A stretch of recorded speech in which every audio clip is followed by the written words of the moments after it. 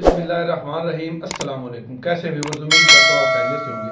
दोस्तों, आज की वीडियो में हम डिस्कस करेंगे जो काफी भाइयों के सवाल भी हैं और बड़े ही अहम टॉपिक है कि गंदम के बीज की सीड ट्रीटमेंट, मतलब गंदम के बीज को जहर आलूद करके काश्त करना, क्या इसके कोई फायदे हैं, क्या इससे कौन कौन सी बीमारियों से बचा जा सकता है और कौन सी दवाई इसके लिए जो है, कौन सा जहर इसके लिए बेस्ट है कि कौन सा जहर लगा के हम गंदम के बीज का सीड ट्रीटमेंट कर सकें।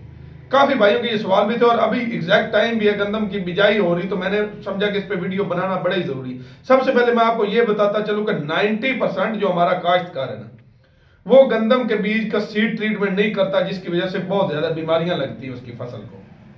सबसे पहले जो है बीज का सीड ट्रीटमेंट बड़ा ही जरूरी है, तो इसके लिए ये भी डिस्कस करेंगे कि कौन सा जहर हमने इस्तेमाल करना है जो सबसे बेस्ट है। दोस्तों, सबसे पहले जो गंदम के बीज के हम सीड ट्रीटमेंट नहीं करते, तो सबसे पहला जो नुकसान है वो ये होता है कि हमारी जर्मिनेशन, हमारी फसल का उगाव कम होता है। यहां पे बहुत ज्यादा नुकसान हो गया। अगर 4-5 हजार 2,000 पौधा भी नहीं उगता, हमारा 1000 ही लगा लें आप, तो फिर भी बहुत ज्यादा नुकसान हो गया।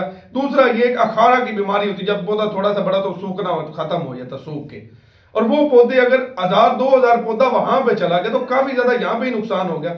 उससे आगे आगे चलते हैं हम, जब हमारी फसल मतलब सिट्टा निकाल देती, तब उस पे ब्लाइट, बैक्टीरियल ब्लाइट, जिस तरह मुंजी पे मसला होता है, सिट्टे सूखना शुरू हो जाते हैं, मतलब पकने से पहले ही कुछ ना कुछ सिट्टे सूख जाते हैं। उसके अलावा चंद सिट्टे, आपने देखो ये मसला तकरीबन हर काश्तकार के साथ होता है और मैंने देखा है कि सिट्टे काले निकल आते हैं, काले सिट्टे निकल आते हैं, चंद सिट्टे को बिल्कुल काले होते हैं, उस पर मतलब स्याह स्याह कलर की कुछ ना कुछ होती चीजें, वो भी बीज सीड ट्रीटमेंट की वजह से, अगर ना करें तो इसकी वजह से हो जाता है।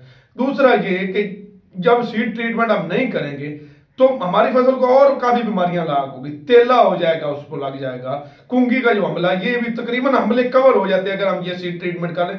एक तो तेला होता है जो सिट्टे बनने के बाद, एक पहले भी तेले का हमला हो जाता है, तो ये अगर सीड ट्रीटमेंट कर लें तो ये सारी जो बीमारियां, इनसे बचा जा सकता है।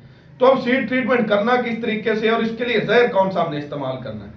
दोस्तों, अगर मैं आपको बताता हूं 1000 या 1500 रुपया आपका खर्चा हो जाए तो ये बीमारियों से बचा जा सकते हैं। फिर हमने तेले का भी स्प्रे करना होता है, फिर हम कहते हैं कि ये जो सिट्टे काले निकल रहे इसका भी हमने स्प्रे करना होता है। कुंगी उसको भी कुछ भाई बोल जाते हैं, लेकिन उसके कुछ और भी नाम है। तो अगर हम सीड ट्रीटमेंट कर लें तो ये सारी बीमारियों से बचा जा सकता है। दूसरा आसान सा तरीका, जब आपने थैला निकालना है, कोई आप कागज ही ले लें, उस पर आप गंदम का, जिस तरह मक्की के बीज को आपने खिला देते, जो मक्की काश्त करते रहते, तो उस तरह उसके ऊपर जो है, मैं रिकमेंड करता हूं हुम्बरे, जो बायर कंपनी का सबसे बेस्ट जो है दवाई, ये इसका कोई मुतबादल नहीं है।